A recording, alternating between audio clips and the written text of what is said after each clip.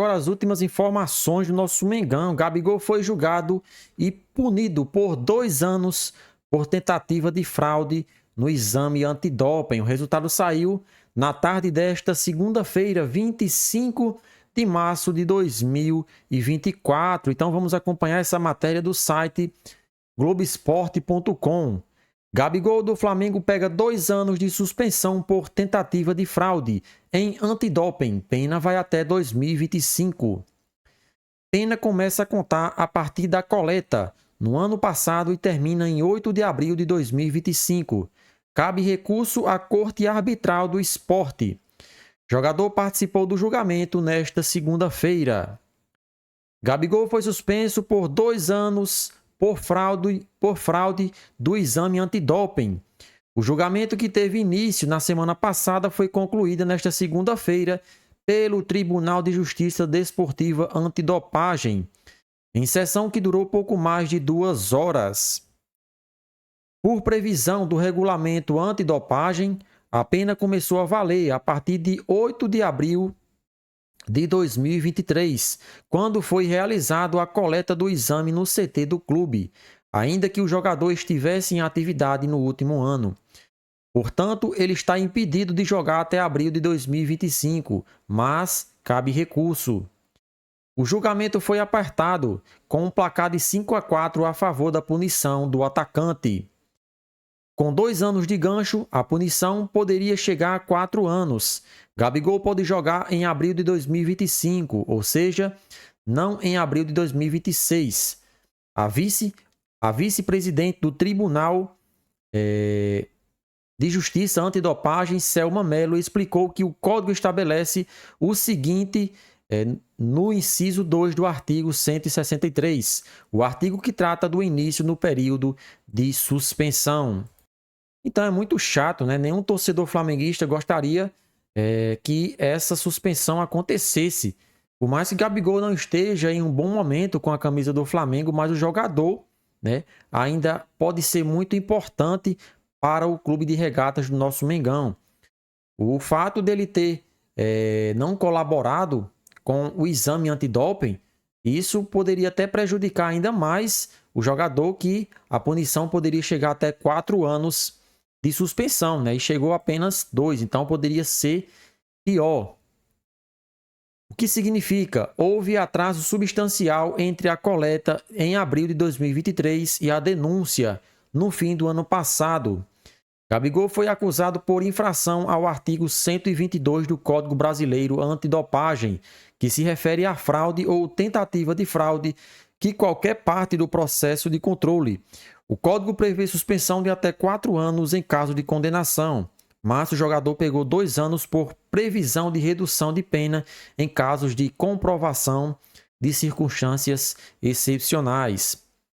A defesa contou o testemunho bioquímico, que foi chamado para discutir métodos e técnicas de detectação de exame antidopagem.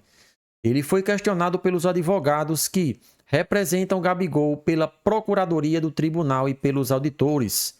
No depoimento, Garmeron informou que, principalmente do ponto de vista do resultado da coleta, não haveria transgressão. O jogador foi representado pela equipe do advogado Bichara Neto, que defendeu Paulo Guerreiro na suspensão por doping nos tribunais da FIFA em 2017.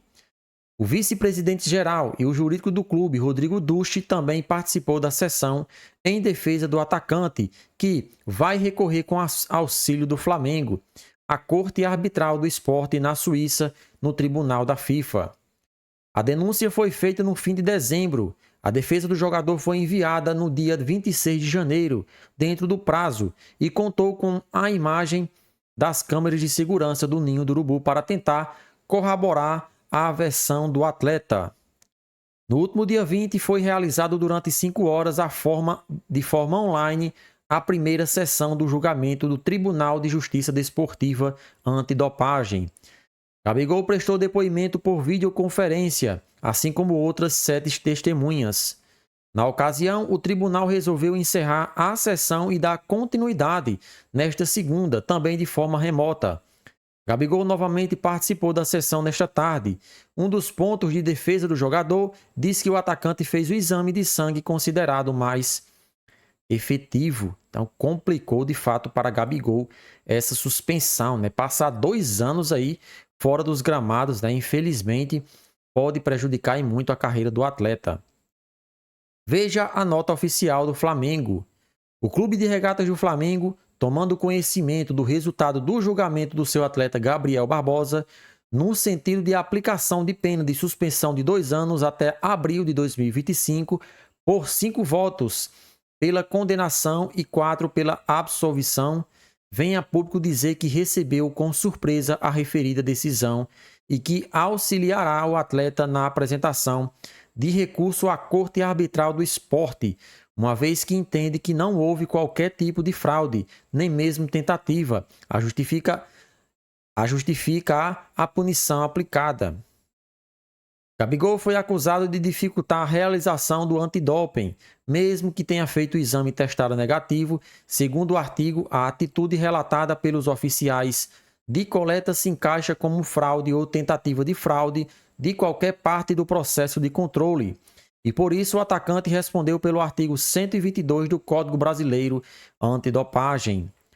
Um dos relatos da denúncia diz respeito à demora do atacante para a realização do exame e o não cumprimento das instruções. À exceção de Gabigol, os jogadores do Flamengo fizeram o exame antes do treino, das 10 horas.